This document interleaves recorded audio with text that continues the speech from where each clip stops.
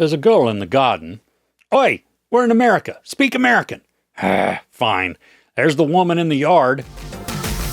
A mysterious woman repeatedly appears in a family's front yard, delivering chilling warnings and unsettling messages, leaving them to question her identity, motives, and the potential danger she might pose. I went into this completely blind. I didn't even know who was in it. I think that's the best approach for this movie. We've got Danielle Deadwyler in the lead role as Ramona, a mom who's taking care of her kids on their farm when suddenly this strange woman, all in black, shows up and just camps out in her yard. Not moving, just sitting, staring through this black shawl. And it's a bit unnerving right at the start, and it had me hooked. Now, the story is used as a massive metaphor, and I think you're going to pick up on it almost from the very beginning of the movie. Themes that are explored through this are anger, regret, grief, loss. All the fun and happy things of life. And that's where this thrives. It's not attempting to be some happy horror or thriller. Just like the woman's clothing, this story is deeply dark. I love that first we have an isolated and singular location with the family farm. There's no one around that we can see. And through some dialogue, we learn that the nearest home several miles away. So if the family were in need of help, it would be a bit before anybody could arrive. And then there's also a complication that the writing includes that makes the family even more cut off from everyone than they'd normally be. And this works to increase dread, but also at the same time removes the characters' hope. It's powerful and works convincingly, creating a lonely and frightening setting made all the worse by the creepy lady kind of sunning herself. Now, the production design for the film I thought was excellent, creating this very lived-in setting, but one that's not pristine or shiny. It really feels as though the characters exist in this space and have emotional ties to the home. And then to complement the semi-rustic aesthetic, the use of natural light and shadows becomes a very powerful tool in building the atmosphere of uneasiness. So many times we get to watch subtle shadow changes in a scene. And while they're not so subtle that you can't notice them, they're also not flashy or huge. At least at first. And as the movie goes along, the nervousness, even the agitation grows, thanks to creatively executed visuals. And thanks to that complication that I'd vaguely mentioned earlier, it provides avenues to freak us out and have a lot of fun by playing with the surroundings. Now, the camera work and editing, I thought they were also outstanding. At key moments, we get distorted views, sometimes showing us how a discombobulated character might be seeing the world, and other times showing us a bent and fractured view of reality, or at least what we think could be reality.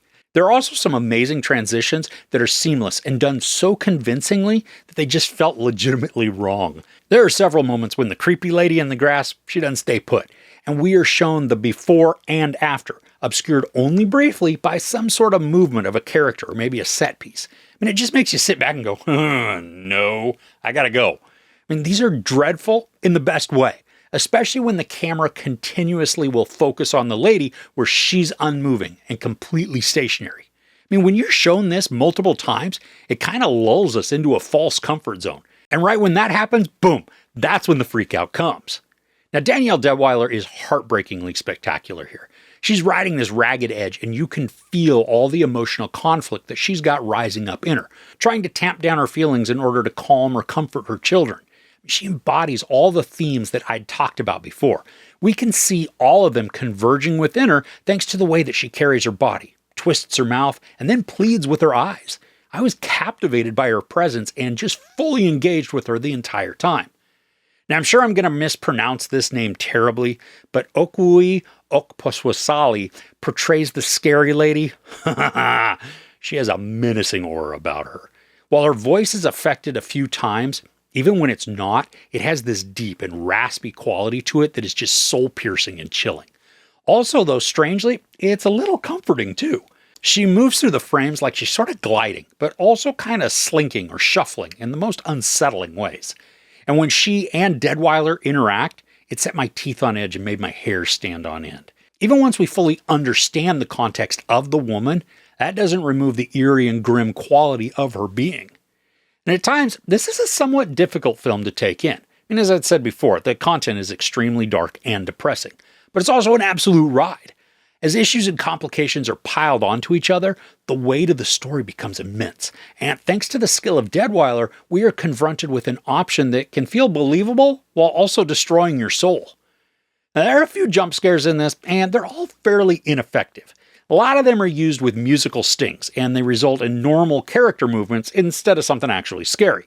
But they're heightened thanks to the distressing nature of the plot and the atmosphere. The real freakouts come about as earned scares, where actions and aesthetics culminate to present a moment of dreadful tension. Now, probably my biggest complaint within the film is that just like so many other movies that feature similar props, this one continues to perpetuate the misconception that if a Zippo lighter has been sitting unused for weeks, maybe even longer, that when the character opens it up, strikes the flint, the lighter roars to life with a brilliant flame.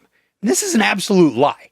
I collect Zippos, and depending on the temperature where you store a filled lighter, it will affect the life of the fuel.